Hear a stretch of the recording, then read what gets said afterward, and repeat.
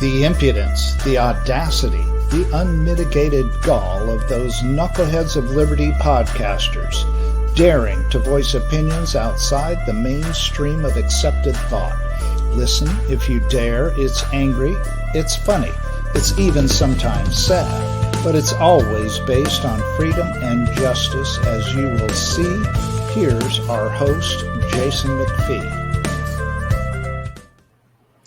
Well, though, I mean, of identity politics, they don't have a whole heck of a lot to do with liberty. But the problem is these people, they just keep bringing it up with respect to government, because, a lot of times the left is the one who's making a big deal about this stuff all the time. And of course, they're always trying to get into government. And, here's sort of another story that I wanted to bring up, and maybe we could get the image up for that. So we had two issues of I guess a race hoax happening at a school where essentially kids were writing stuff on the wall that sort of hate speech, or in this particular case, McClatchy High School here in Sacramento, a girl a black girl wound up putting a label next to some water fountains that said colored and white only, and which was kind of funny. But it's funny, if you look in the actual title here, this is another point I wanted to make. You don't see anything about the race. You have to really dig through the story to find out.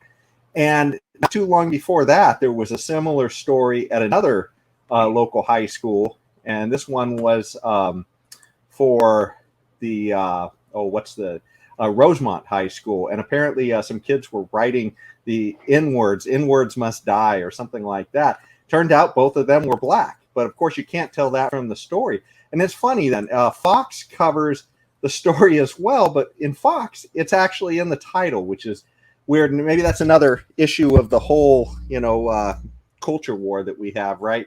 Where some news, they sort of bury the idea that these are hoaxes, and others, they sort of trumpet the idea that these are hoaxes. So it's almost like, depending upon where you're getting your information, you have two different views on this. And so anyways, I just curious of what your guys' thoughts were on this. I mean, yet more sort of hoax hate crimes, but only, it depends upon where you're getting your media, whether or not it's even called a hoax. Well, my biggest issue is with the misspelling of the word should on the thing there.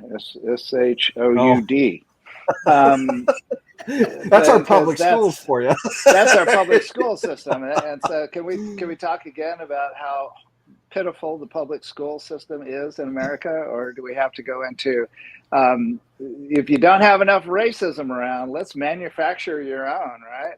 Yes. That's manufacture racism. That's what this is here. So what do you think, Leon? Well, two things. Well, first thing, Jason, you said that these things don't have a whole hell of a lot to do with liberty. I will beg to differ on that point, and let me tell you why. If you look at the N-word, you travel on any public train in America, okay? I used to travel on a public train to go to work. I've said this before on the show. And almost every day on that train, I hear the N-word being used by young black men, sometimes women. And nobody ever objects to it. But if a white person did that, we'll be hearing it will make the local news and sometimes the national news, depending on the context. So there's a free speech issue here involved in certain words in America today. So I beg to differ a little bit about whether this interferes with liberty or not. It does. It really does. Fair enough. Okay. All right. But back to the story here. These stories to me tell me about the progress we are seeing in America, how the lives of blacks are being changed for the better. But it's happening in a sort of strange way. They are teaching all this woke garbage in our schools, all of it, a bunch of it. They're teaching all this woke garbage. But the kids go into the real world and they don't see enough racist incidents to justify the nonsense that they learn in the schools. So what do? They're feeling victimized. So, we have to create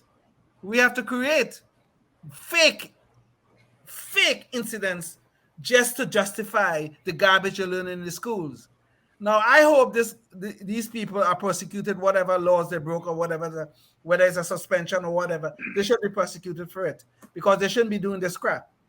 But the people who really should be prosecuted and probably who should be fired are all these equity counselors we have in the school, all these teachers who teach in this woke garbage, who wouldn't teach our children reading, writing, and arithmetic. These are the people who should be prosecuted and fired. Oh boy, I wish you could find some way to do that. Because they are the ones who are manufacturing these feelings of victimhood in the schools for Black and brown children. And then we have them creating these fake incidents to justify those fake feelings they have inside of them. I want them to fire all of these damn people. I really do. Wow. Going to the cause instead of just looking at the effect. Exactly. Thank you for listening to the Knuckleheads of Liberty podcast.